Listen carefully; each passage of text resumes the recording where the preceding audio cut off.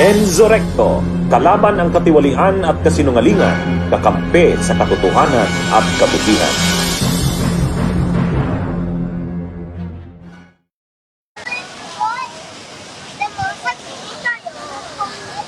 Okay, mga kabunyog, mga kababayan, sa nanonood po ng live ngayon, nandito po tayo sa Veritas. Ayan, mga kabunyog, ang background po natin ngayon, nandito po ako sa Hiroshima. Mga kabunyog, at ang nakikita nyo pong background sa likod ko, yan po yung tinatawag na A-bomb dome, atomic bomb dome. Bakit po tinatawag yan na A-bomb dome? Yan po yung tanging natirang structure matapos bumbahin ng atomika ang syudad ng Hiroshima, Japan noong August 6, 1945. So, yan. Kaya ako po ang title ko pong linagay dito, nandito ako sa Hiroshima, iwaksi natin ang giyera. Ayan, mga kabunyog.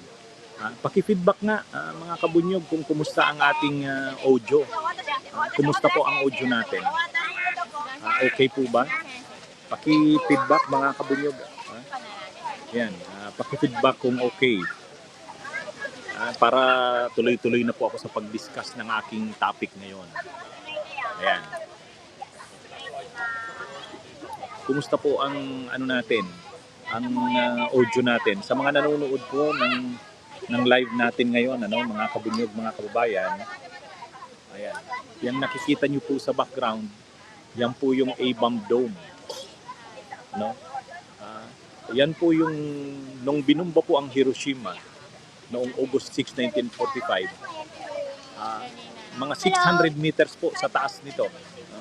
Mga 600 meters sa taas nito ang naging pagsabog. Salamat Kabunyog Renato Midel sa pag-feedback. Okay daw ang audio natin. O yan. So mga kabunyog, mga kababayan, ngayon nagkakaroon ng tension sa West Philippine Sea. Tapos sa Ukraine, patuloy pa rin ang giyera ng Ukraine at ng Russia. At nagbabanta na magkaroon ng nagamitin, binabanta ng Russia na posible nilang gamitin ang nuclear weapons nila.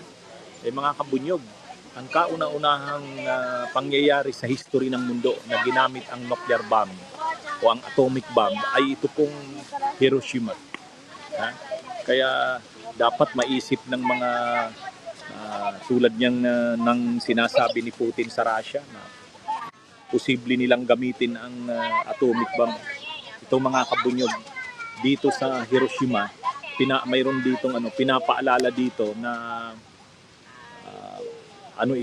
never na dapat na isipin ng mundo na gamitin yung atomic bomb na yan, unang nuclear bomb na yan. Kasi dito lang mga kabunyog, mga kababayan, sa taas na 600 meters, sumabog yung bomba. 600 meters sa taas, mula dito sa ground. Pero sa 600 meters na yan, lahat halos ng structures o building, struktura sa paligid nito, itong area na to, sa radius na 2 kilometers, napulbos po, naabok. Ito lang nga po ang natira yung nasa likod ko, kaya nga preserve ito eh.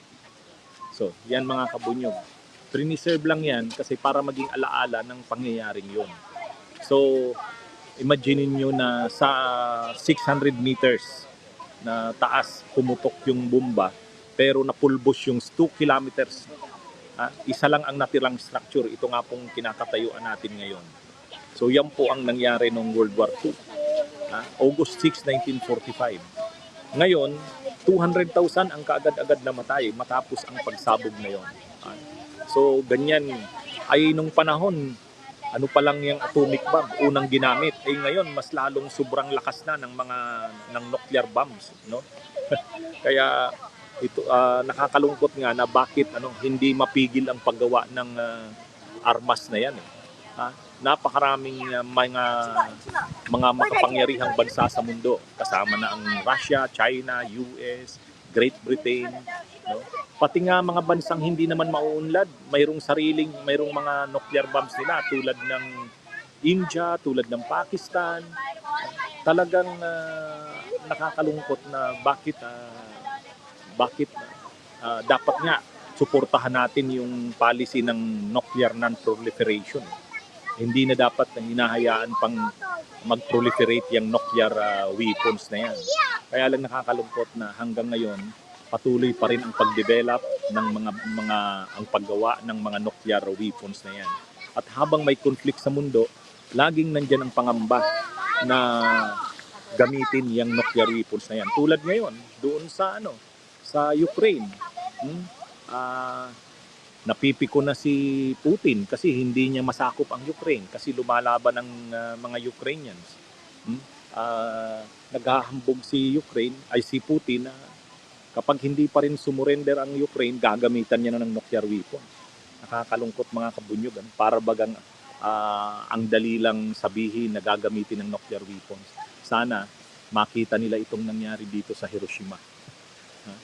Kaya ito mga kabunyog, itong site na to, ito yung alaala ng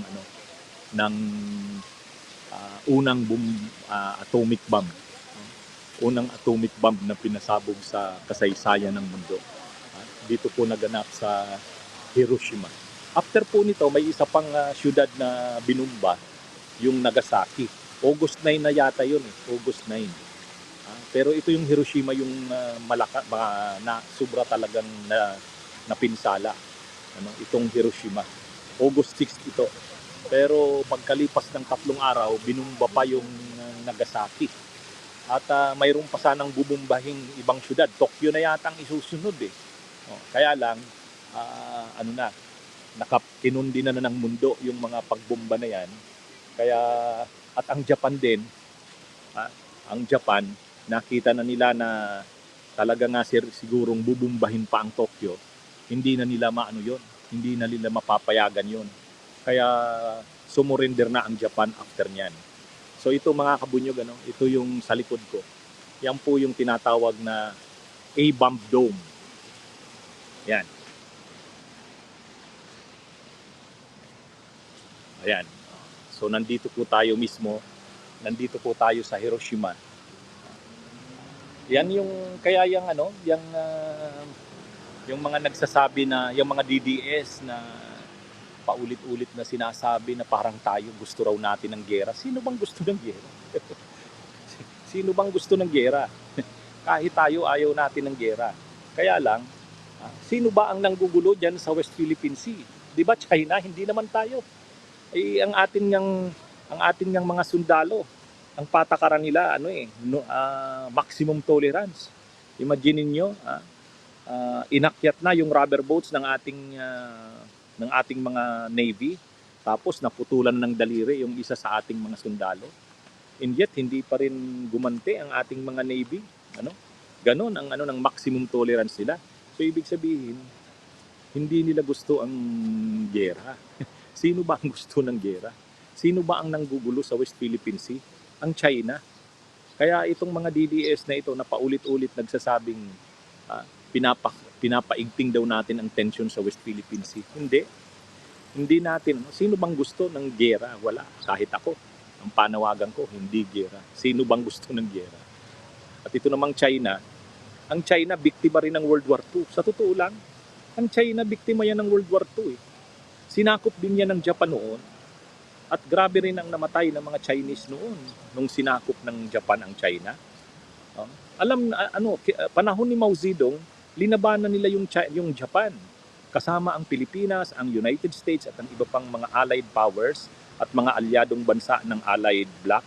Linabanan natin ang Japan noon. Kaya ang China, ewan ko ba bakit ganyan na sila ngayon?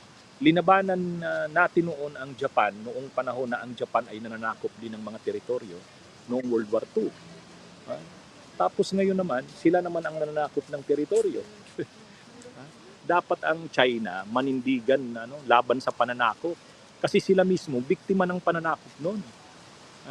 Panahon ni Mao Zedong noon, sinakop ng Japan ang China. Maraming namatay na Chino noon.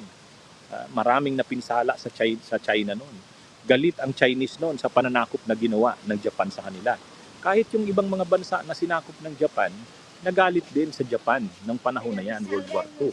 Kaya nga linabanan ang Japan noon eh.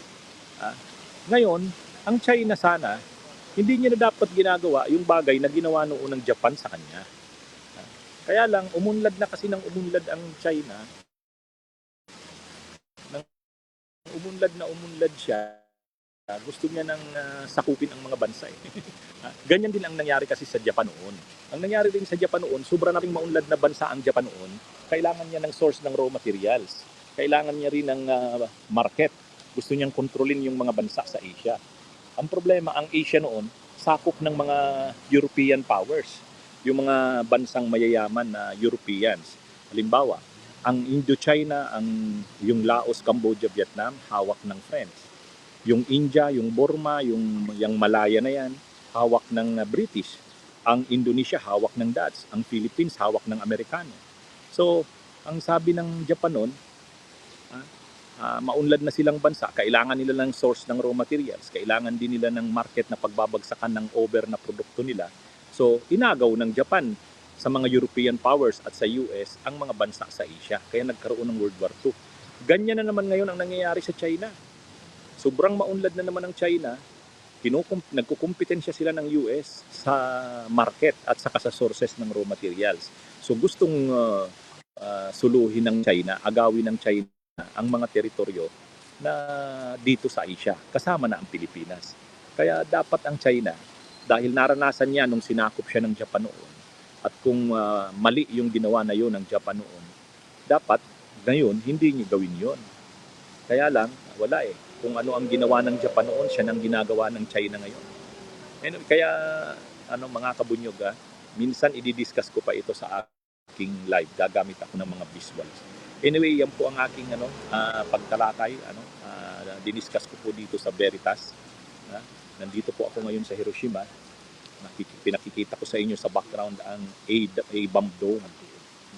So yan mga kabunyog, mga kababayan, labanan natin ang gera.